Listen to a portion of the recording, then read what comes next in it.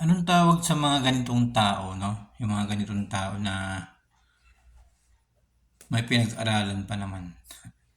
May pinag-aralan pa naman, kaya lang hindi maganda yung kanyang mga sinasabi sa kapwa niya, 'di ba? Akala mo kung sino, akala mo kung sinong magaling na, porket nakapag-aral na ng mas mataas. Meron kasi akong nakasalubong, isang manggagamot, yan. May nakasalubong ako o nakasakay sa isang elevator na isang manggagamot. Magkasabay kami nung pumasok. Magkasabay kami sumakay sa elevator. Ako, hindi ko lang napindot agad yung pindutan ng mga number sa elevator. Hindi ko lang napindot.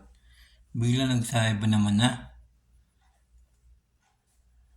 "You are depressed. You are depression." Di ba? Di ba? Porkit nakalimutan mo lang pindutin yung number sa elevator kung saan ka pupunta. Ganun na agad ang sasabihin ng isang tao sa isang walang mataas na pinag-aralan. Dapat mga guys, kung ikaw ay may pinag-aralan na mataas at may nakasama ka sa isang pang publiko na lugar o private, dapat hindi mo yun sinasabi sa isang tao. Dapat hindi mo yun sinasabi sa harap-harapan niya. Kasi hindi mo naman kilala yung taong pinagsabihan mo. Yung taong pinagsabihan.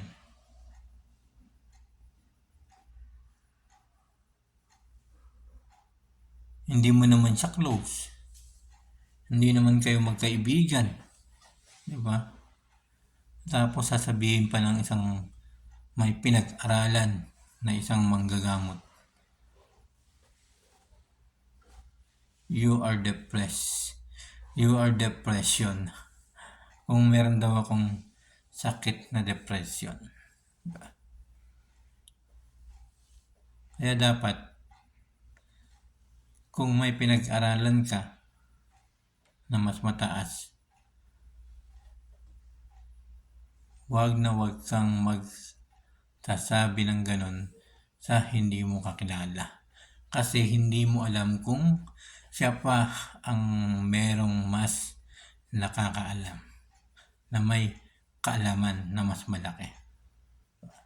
Kaya wag na po tayo magsasabi ng mga ganyan sa ating mga hindi kakilala. Hindi natin kakilala, hindi natin kilala yung buhay, hindi natin kilala yung naging nakaraan niya, di ba? Kasi baka ikaw pa ang mas lalong bumaba ang iyong kaalaman.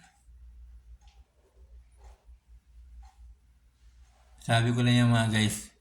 Nasabi ko lang kasi nung nangyari sa akin yan, kinuwento ko lang sa inyo. Kasi iba yung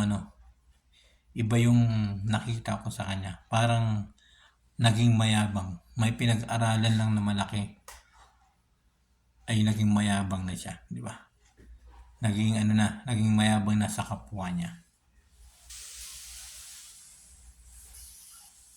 Yan mga guys. Thank you so much sa inyong lahat.